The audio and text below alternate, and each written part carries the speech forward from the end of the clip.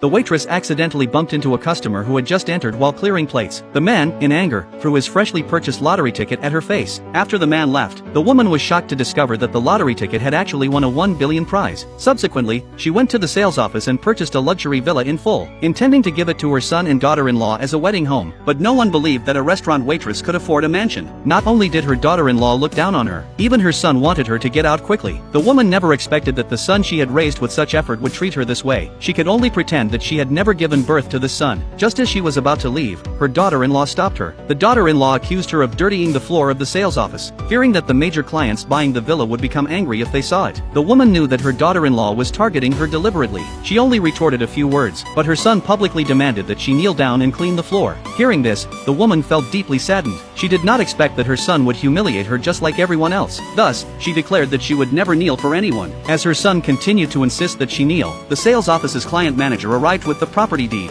Seeing the manager with an angry expression, everyone assumed that the woman had angered him. They all began to blame her and suggested that she be kicked out. Unexpectedly, the manager slapped two of the employees harshly, claiming that this woman was the major client who had just bought the luxury villa. Upon hearing this, the daughter-in-law still refused to believe it. After all, in her eyes, the woman was merely a rural peasant. The manager, upon hearing this, also slapped her, and he fired all of the employees who bullied her. Seeing this, her son questioned his mother, asking if she was deceiving them. Before the woman could speak, the manager grabbed her son and threw him to the ground, then asked the woman how they should deal with these people. At that moment, the woman only wanted to leave as soon as possible, and she did not want to see these detestable people again. After the manager sent someone to take the woman's luggage to the villa, just as the woman left the sales office, her son and daughter-in-law blocked her path again. They still did not believe that she could afford a villa, and they thought that she was only there to help her employer's family obtain the property deed. Then, for the sake of $300,000 dowry money, her son dragged her to meet a prospective partner. Upon arriving at the meeting place, the president, who was waiting for a matchmaking appointment, noticed the woman, and he immediately rescued the woman from her mother-in-law's grasp. The mother-in-law thought that the president was the woman's intended match, so she pushed the woman into the president's arms. Then the mother-in-law also entered the room to have a matchmaking session with the president, but she mistakenly took the driver for the president. Meanwhile, the president deliberately concealed his identity by pretending to be the driver. The woman also kept quiet about her winning a $1 billion